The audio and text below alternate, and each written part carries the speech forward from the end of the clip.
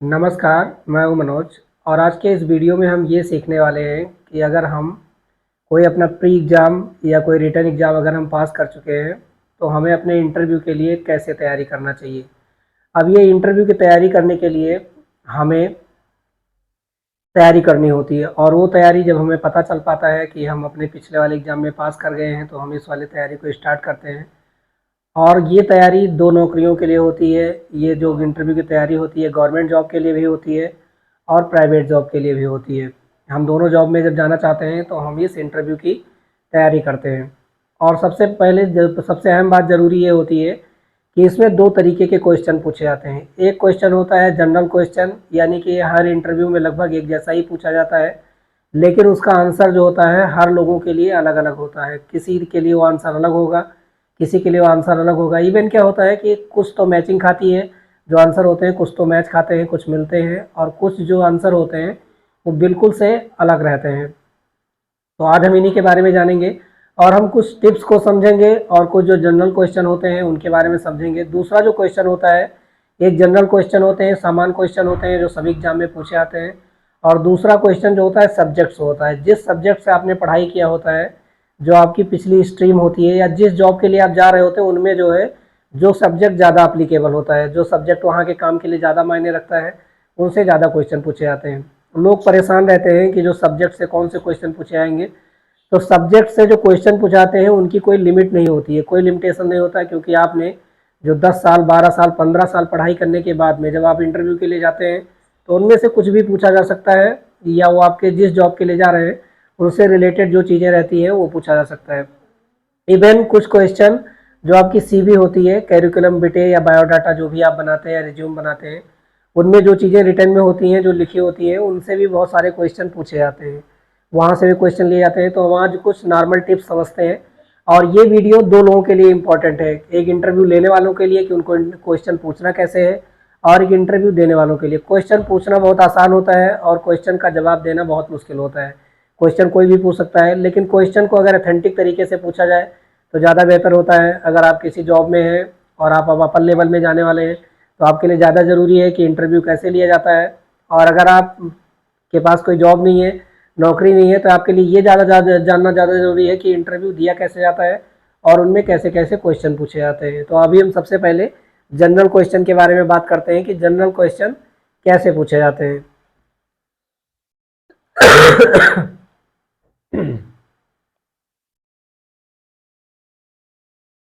अब some common question होते हैं जिनको हम जनरल क्वेश्चन भी बोलते हैं। कई बार इनको एचआर का क्वेश्चन, ह्यूमन रिसोर्सेज डिपार्टमेंट जो होता है उनका क्वेश्चन बता दिया जाता है, और कई जगह ह्यूमन रिसोर्सेज डिपार्टमेंट नहीं होता, लोग डायरेक्ट क्वेश्चन पूछते हैं।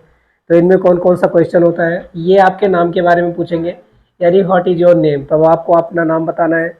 ये सरकारी एग्जाम में भी पूछा जाता है, प्राइवेट एग्जाम में भी ये क्वेश्चन लोगों से पूछा जाता है। एसेंशियल क्वेश्चन है कि आपका अपना नाम क्या है।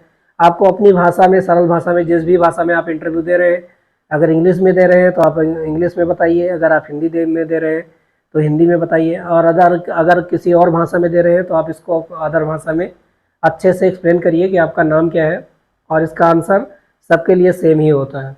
दूसरा होता है आपका फैमिली बैकग्राउंड। आपके what is your family background से क्वेश्चन पूछा जाता है, यानी आपकी जो पृष्ठभूमि क्या है, आपका जो परिवार है वो क्या करता है, कैसे करता है, कहाँ है, तो इनके बारे में क्वेश्चन पूछे जाते हैं। जनरल क्वेश्चन होते हैं इंटरव्यू के लिए।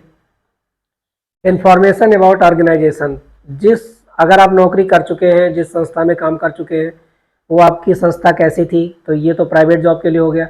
गवर्नमेंट जॉब में भी बहुत सारे लोग क्या करते हैं कि अपना डिपार्टमेंट छोड़ के किसी एक छोटे डिपार्टमेंट से किसी बड़े डिपार्टमेंट में जाना चाहते हैं। जैसे बहुत सारे लोग ऐसे होते हैं जो किसी अपनी शिक्षा विभाग की नौकरी छोड़कर आईएएस वाले एग्जाम में जाना चाहते हैं, आईपीएस वाले एग्जाम में जाना चाहते हैं, तो उनके लिए भी यहाँ क्वेश्चन पूछा जाता है जी, जो आपका ऑर्गेनाइजेशन था वो वहाँ पे कैसे फीलिंग कर रहे थे, आप एक जगह पे काम कर रहे थे तो वहाँ क्यों छोड़ रहे हो। या कई बार क्या होता है कि आपकी सैलरी जो है जिस जॉब के लिए आप जा रहे होते हैं उससे कहीं ज़्यादा होती है। कई सारे लोग आईएएस के इंटरव्यू के लिए जाते हैं और वो प्राइवेट जॉब में होते हैं, उनका जो पैकेज होता है बहुत ठीक ठाक होता है, अच्छा खासा होता है, लेकिन वो अपनी जॉब, रसूख वाली जॉब को तलाशते हैं, दूसरी जॉब में जाना चाहते हैं। इसीलिए उनसे उनके पिछले बैकग्राउंड जहाँ पे वो जॉब कर रहे होते हैं उनके बारे में क्वेश्चन पूछा जा सकता है। जो आपका है उसके लिए आपको अपना आंसर देना है। अगला क्या होता है, फील्ड ऑफ वर्क, जिस फील्ड में आप काम कर रहे थे उससे रिलेटेड भी बहुत सारे क्वेश्चन पूछे जाते हैं। अगर आप गवर्नमेंट जॉब में थे और दूसरी, वैसे तो गवर्नमेंट जॉब को लोग बहुत छोड़कर बहुत कम मूव करते हैं, लेकिन ऐसे बहुत सारे लोग हैं जो एक जॉब को छोड़कर दूसरे जॉब में चले जाते हैं, और ऐसे टैलेंटेड लोग होते हैं, उनको कोई फर्क नहीं पड़ता। अगर वो कोई भी एग्जाम देते हैं तो आराम से वो लोग पास कर लेते हैं, और वो इन क्वेश्चनों का उनको सामना करना होता है। अगली चीज़ क्या होता है, एरिया ऑफ स्पेशलाइजेशन। जब आप पीछे काम कर रहे थे तो कोई ना कोई आपका ऐसा एरिया होगा, कोई ना कोई आप ऐसा एरिया होगा जिसमें आपकी जानकारी ज़्यादा होगी, या कोई एक बड़ा ऑर्गेनाइजेशन है, किसी आप एक एरिया में काम ज़्यादा किए हैं, किसी एक एरिया में काम कम किए हैं, तो आपका जो है स्पेशलाइजेशन होगा, तो आपको वहीं पे लगाया जाएगा, आपको उसी जॉब में डाला जाएगा, और उसी के लिए आपको उसके लिए इंटरव्यू होगा। और इसके बारे में भी लोग क्वेश्चन पूछते हैं। और डिस्क्रिप्शन ऑफ प्रेजेंट जॉब, मतलब जो आपकी प्रेजेंट जॉब है उसके बारे में डिटेल में बताइए, आप क्या क्या काम करते हैं, आपकी जॉब रिस्पॉन्सिबिलिटी क्या है, आपका जॉब प्रोफाइल क्या है। और इवन ये गवर्नमेंट जॉब में भी ये क्वेश्चन आ सकता है कि पीछे जॉब जॉब कर रहे थे, उसको क्यों छोड़ना चाहते हैं, मतलब क्यों कर रहे थे, कैसे कर रहे थे, उनमें क्या क्या काम था, उन काम से आप परेशान तो नहीं है, कहीं यहाँ आके भी आप तो यही चीज़ नहीं क्रिएट करेंगे। तो इनसे भी क्वेश्चन पूछा जाता है, गवर्नमेंट जॉब में भी पूछा जाता है और प्राइवेट जॉब में भी पूछा जाता है। अगला है strength and weakness.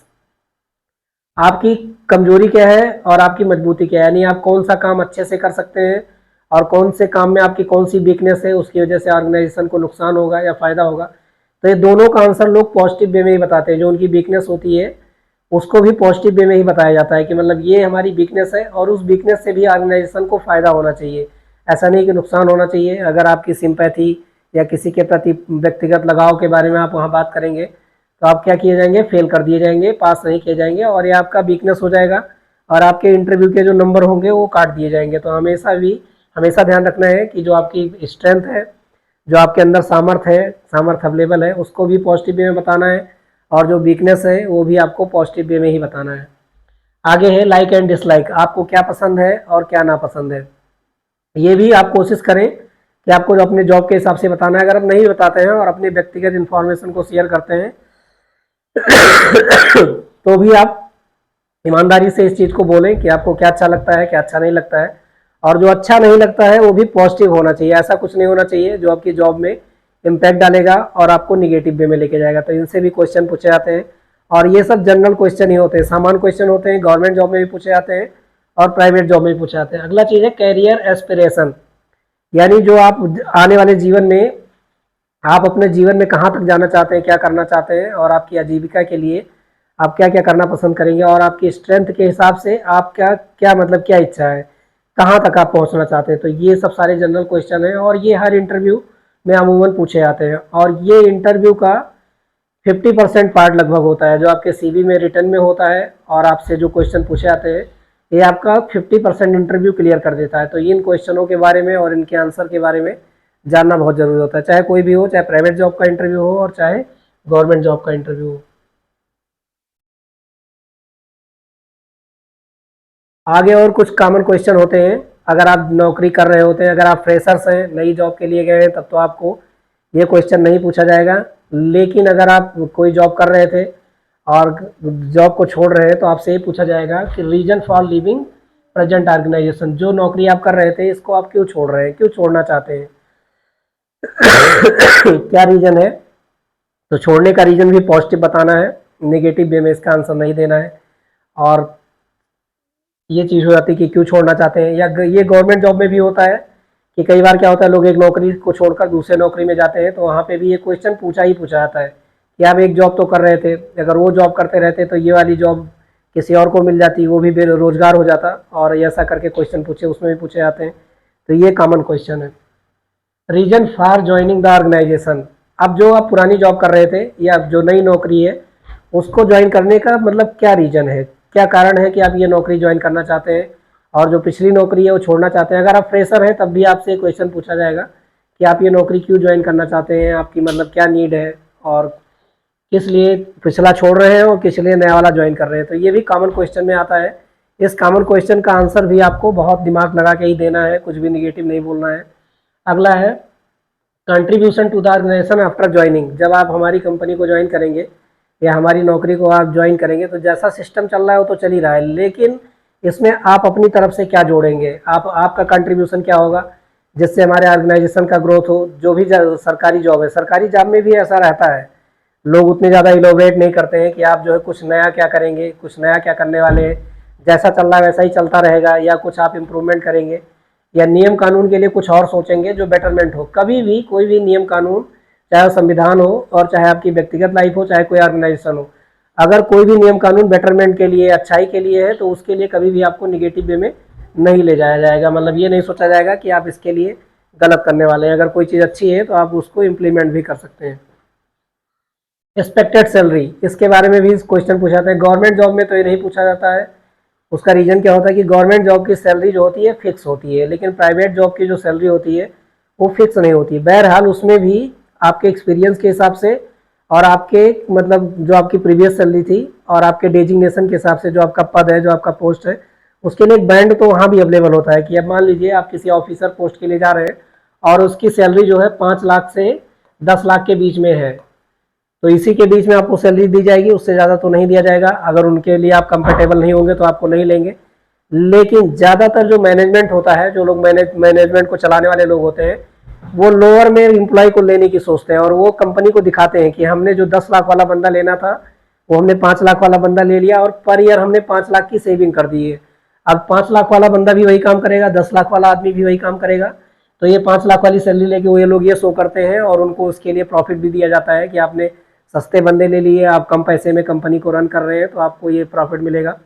Government job में ये क्वेश्चन कोई मायने नहीं रखता है क्योंकि वहाँ सैलरी फिक्स होती है, जितनी मिलनी चाहिए उतनी मिलेगी, उससे कम ज़्यादा नहीं मिलेगी। और समय समय पर जितना बढ़ना चाहिए आपके काम के हिसाब से थोड़ा कम ज़्यादा बढ़ सकता है, लेकिन शुरू की जो सैलरी होगी वो आपके पद के हिसाब से फिक्स होगी। लेकिन यहाँ पे ऐसा नहीं होता है, तो अगर इसके लिए आप कंफर्टेबल हैं तो आपको लिया जाएगा, नहीं तो नहीं। एक्सपेक्टेड सैलरी इसीलिए पूछा जाता है और बाद में इसके लिए वो लोग डिस्कशन भी करते हैं कि आप, मैं इतना आपको नहीं दे पाऊंगा, इतने पैसे हमारे बजट में हैं, अगर आप इतने पे आना चाहें तो आ जाइए, अदरवाइज कोई बात नहीं, हम कोई और कैंडिडेट ढूंढ लेंगे। तो ये क्वेश्चन पूछ जाते हैं।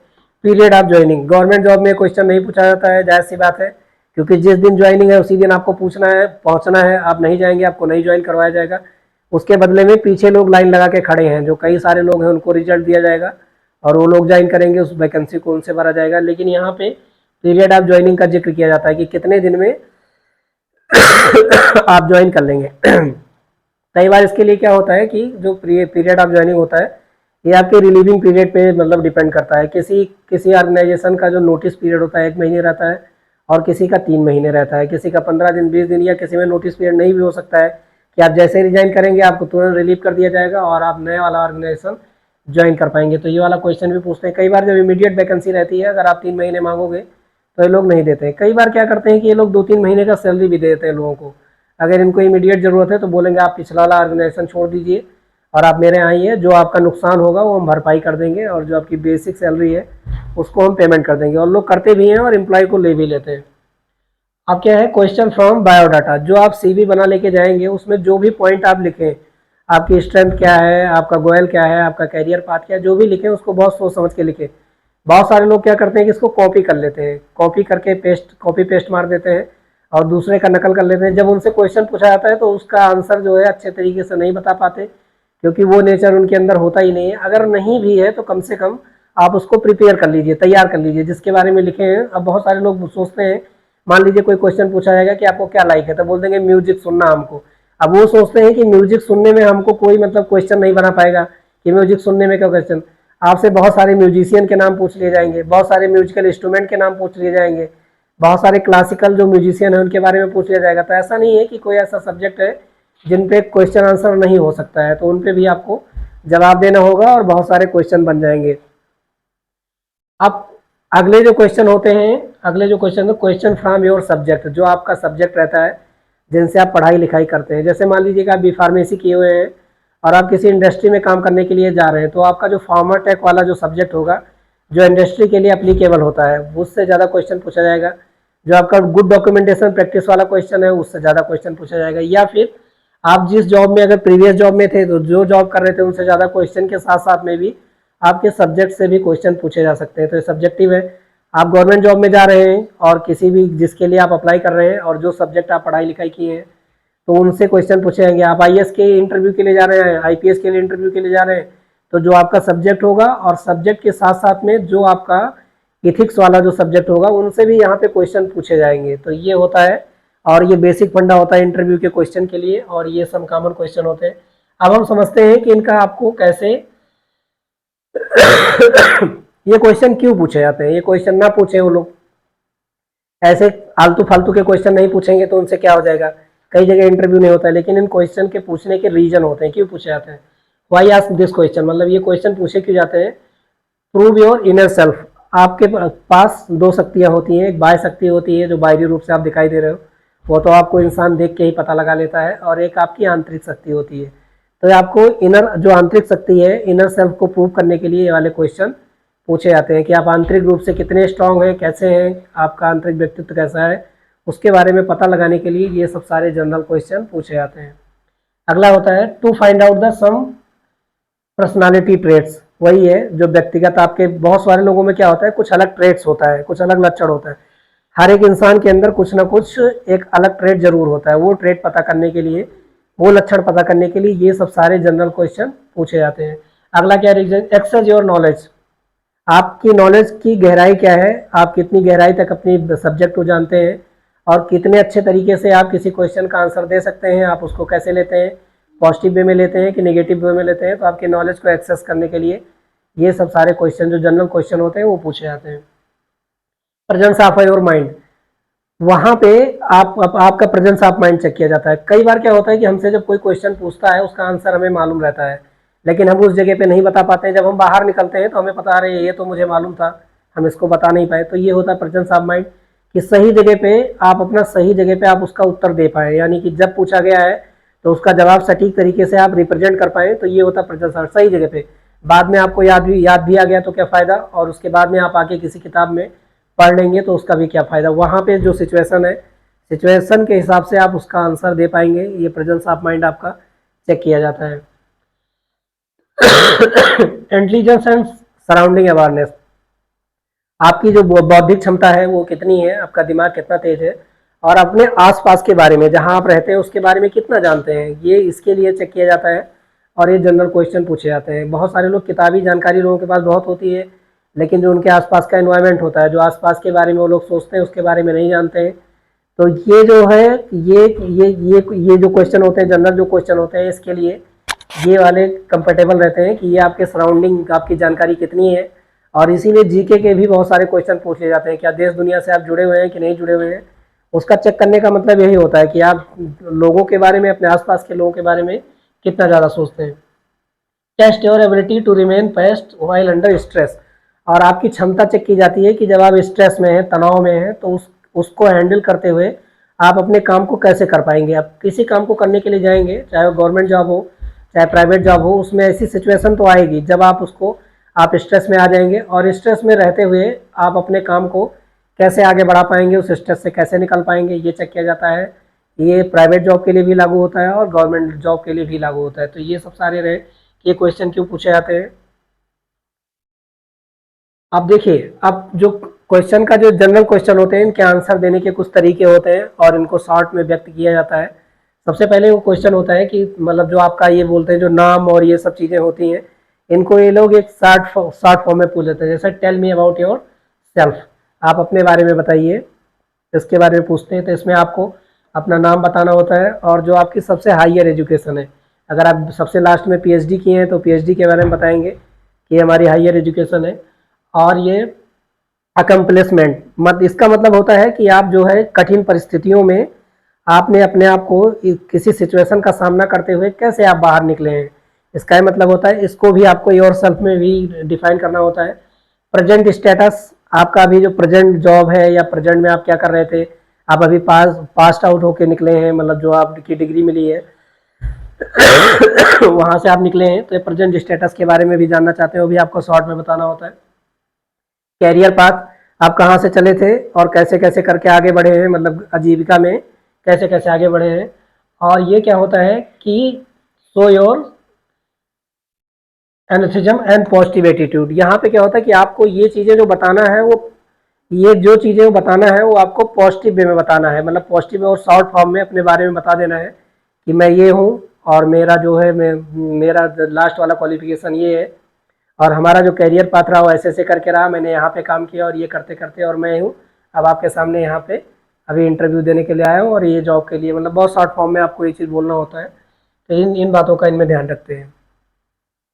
आप बैकग्राउंड के बारे में पूछते हैं तो बैकग्राउंड में जो है आपकी फैमिली बैकग्राउंड के बारे में, यानी आपकी पृष्ठभूमि क्या है, तो आपको अपने फैमिली के बारे में, वो कहाँ रहते हैं और उनका व्यवसाय क्या है, बहुत शॉर्ट फॉर्म में बताना है, जितने भी लोग आपसे डायरेक्ट जुड़े हुए हैं। यहाँ नाना नानी और इन सब का जिक्र नहीं करना है। अपने माता पिता और आपके भाई बहन जो आपके बिल्कुल क्लोज हैं और सगे भाई बहन हैं, उनका जिक्र करना है। और ये जो आपका कैरियर पाथ अभी आपने जो आप जहाँ तक पहुँचे हैं और जो काम कर रहे हैं, इनमें उनका रोल क्या था, मतलब कैसा रोल रहा। और जाहिर सी बात है कि आपका फैमिली का बहुत इंपॉर्टेंट रोल होगा, तो जो भी रोल रहा है वो आप यहाँ पे रोल को डिस्क्राइब कर सकते हैं। और उसके बाद में साथ साथ में आपको tell me about your performance and achievements, ये क्वेश्चन भी पूछे जाते हैं। तो इसका जवाब कैसे देना है कि जो पीछे आपने काम किया उसमें आपकी परफॉर्मेंस कैसी रही और आपका अचीवमेंट कैसे रहा। अब ये जॉब में अगर एक पोजीशन से दूसरे पोजीशन में जा रहे हैं तो वहाँ के लिए भी ये क्वेश्चन बनता है। एक जॉब छोड़ के दूसरे जॉब में जा रहे हैं तब भी ये क्वेश्चन बनता है। और अगर आप फ्रेशर्स हैं तो आपके पढ़ाई वाले लाइफ में कैसे कैसे आप जो है कहाँ कहाँ पे कैसे कैसे गए, क्या क्या किया गया, आपके छोटे वाले लेवल में कितने नंबर थे, आपके इंटर में कितने नंबर थे, आपके ग्रेजुएशन में कितने नंबर थे, ऐसे ऐसे करके यहाँ पे आप बता सकते हैं। इसमें आपको इम्प्रूवमेंट आपने क्या किया, जिस ऑर्गेनाइजेशन के लिए आपने काम किया वहाँ पे कुछ ऐसा काम किया कि जिसकी वजह से उस ऑर्गेनाइजेशन में ग्रोथ हुआ हो या कुछ आपने अच्छा किया हो। इम्प्लीमेंटेशन ऑफ न्यू टेक्नोलॉजी, क्या कोई नया टेक्नोलॉजी आपने इम्प्लीमेंट करवाया या कोई नई टेक्नोलॉजी में आई अगर वहाँ पे, तो आपका इम्प्लीमेंटेशन करने में क्या रोल रहा। क्योंकि जो एक्टिविटी होती है वो सिंगल आदमी का काम नहीं होता है, बहुत सारे लोगों का काम होता है और बहुत सारे लोग मिलकर उस काम को परफॉर्म करते हैं। तो ये चीज़ें भी आपको बतानी होती है। मेथड्स, कोई नया तरीका आपके ऑर्गेनाइजेशन में आ गया तो उसको कैसे इम्प्लीमेंट करेंगे। ऐसे ही गवर्नमेंट जॉब में भी ये क्वेश्चन पूछते हैं कि अगर कोई नई सिचुएशन आ गई और आपके परिवार में भी कोई बीमार है और यहाँ पे आपके जॉब में जो है दंगा हो गया, आप एक IPS ऑफिसर है तो उसको कैसे हैंडल करेंगे, आप कैसे ये कर पाएंगे। तो इन सब टाइप के क्वेश्चन उनमें भी पूछते हैं। प्रमोशन, आप जब अपनी जॉब में रहे तो आपको क्या प्रमोशन मिला, कैसे इंप्रूवमेंट हुआ, आप कभी प्रमोट हुए कि नहीं, आप 4 साल 5 साल 6 साल काम कर लिए, आप जिस पोजीशन में लगे थे उसी पोजीशन में लगे रहे, इसका कारण क्या है। इसीलिए हमेशा ध्यान रखना चाहिए कि अगर किसी ऑर्गेनाइजेशन में आपको प्रॉफिट नहीं हो रहा है, फ़ायदा नहीं मिल रहा है, आप आगे नहीं जा पा रहे हैं, तो या तो आपको ऑर्गेनाइजेशन नहीं चाह रहा है या आप ऑर्गेनाइजेशन के लिए कंफर्टेबल नहीं है, तो आपको अपने आप को वहाँ से रिप्लेस कर लेना चाहिए, हटा लेना चाहिए, यानी आपको अपनी जॉब चेंज कर लेनी चाहिए। दूसरी चीज़ क्या है कि आपको कभी भी आउटस्टैंडिंग परफॉर्मेंस मिला है कि नहीं मिला है।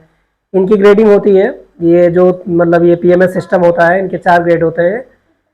सबसे खराब वाला होता है, गुड होता है, वेरी गुड होता है, आउटस्टैंडिंग होता है। तो जब कोई एम्प्लॉय बहुत अच्छा काम करता है तो उसको आउटस्टैंडिंग ग्रेडिंग दी जाती है और इसके लिए उसको अच्छे इंक्रीमेंट, अच्छे पैसे का ऑफर दिया जाता है। साथ साथ में उनको और भी बहुत सारी फैसिलिटी दी जाती है कि ये इसके लायक है, इनको रखना बहुत ज़रूरी है और ऐसा ऐसा करके। अगर कोई ट्रिकी क्वेश्चन पूछा जाता है, कभी क्या होता है कि जो क्वेश्चन पूछे जाते हैं उसके पॉजिटिव और नेगेटिव 2 मतलब होते हैं और ये क्वेश्चन ज़्यादातर गवर्नमेंट जॉब में पूछा जाता है और इन क्वेश्चनों के लोग बहुत गलत मतलब बताते हैं। तो यहाँ पे आपको अपना प्रेजेंस ऑफ माइंड लगा के उस क्वेश्चन का बहुत पॉजिटिव वे में आंसर देना है। जैसे कि बहुत सारे क्वेश्चन मार्केट में आते हैं कि IAS में ये वाला क्वेश्चन पूछ लिया गया कि एक गिलास में आधा पानी है, आधा भरा हुआ है, आधा खाली है, तो आप उसको कैसे बताएंगे, खाली बोलेंगे कि भरा हुआ बोलेंगे। तो इस टाइप का क्वेश्चन पूछा जाता है और यहाँ पे भी आपको अच्छे से अपना दिमाग लगा के उसका आंसर देना होता है। तो ये ट्रिकी क्वेश्चन होते हैं। बहुत सारे ट्रिकी क्वेश्चन जो है ट्रेंडिंग में रहते हैं और उनकी लोग बात करते हैं, लेकिन जो ये अच्छे वाले क्वेश्चन रहते हैं उनकी कोई बात नहीं करता है। क्वेश्चन फ्रॉम योर सब्जेक्ट, अब ये लास्ट जो होता है आपके जो विषय होते हैं उनसे क्वेश्चन पूछा जाता है। जाहिर सी बात है कि आपने 10-15 साल पढ़ाई करने के बाद में आपने जो सब्जेक्ट पढ़ा है उनसे क्वेश्चन पूछे जाएंगे, तो उनसे क्वेश्चन बता पाना तो बहुत मुश्किल काम है। और ये रही क्वेश्चन की ट्रिक, मतलब कौन कौन से जनरल क्वेश्चन पूछे जाते हैं और उनको आप कैसे आंसर दे पाएंगे। तो ये दोनों लोगों के लिए फ़ायदेमंद है, कोई इंटरव्यू लेने वाला है उनके लिए भी फ़ायदेमंद है और जो इंटरव्यू देने वाले हैं उनके लिए फ़ायदेमंद है। बहुत सारे बच्चे हमारे घरों में रहते हैं, अगर हमें कुछ नहीं आता और उनको प्रिपेयर करना है इंटरव्यू के लिए, हमारे समाज में क्या होता है कि हम जब उनको तैयार करना चालू करते हैं, जब पेपर आ जाता है, पेपर आने वाला होता है तब तैयार करते हैं। अगर छोटा छोटा प्रयास करके हम उनको शुरू से ही तैयार करते हैं तो बहुत सारी चीज़ें सीखेंगे, बहुत सारी चीज़ें गेन करेंगे और बहुत अच्छा कर पाएंगे। अगले वीडियो में हम ये बताएंगे कि आप जब इंटरव्यू के लिए जाएंगे वहाँ पे आपको किस किस चीज़ की ज़रूरत होगी और उसको कैसे हैंडल करेंगे। और अभी हम 3 टाइप का वीडियो बना रहे हैं, एक धर्मों पे वीडियो बना रहे हैं, एक करंट टॉपिक पे वीडियो बना रहे हैं और एक आपके कैरियर पाथ के लिए वीडियो बना रहे हैं। तो जिसको जो ज़रूरत है वो वहाँ जाके इस वीडियो को देख सकता है। हम बहुत ज़्यादा फोर्स नहीं करेंगे, जिसको अच्छा लगता है देखे और जिसको नहीं अच्छा लगता है वो ना देखे, क्योंकि ये काम की चीज़ें हैं और आपके बहुत काम आने वाली हैं। आज के लिए इतना ही, मिलेंगे अगले वीडियो में एक नई टॉपिक के साथ में। तब तक के लिए जय हिंद।